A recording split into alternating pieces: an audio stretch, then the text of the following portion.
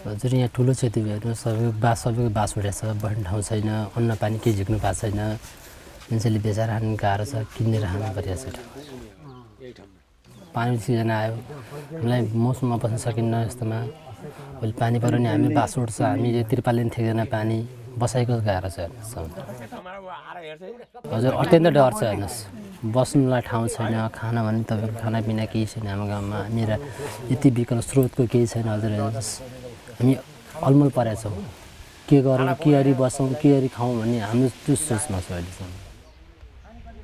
हामी बस्नु गाह्रो छ ठाउँमा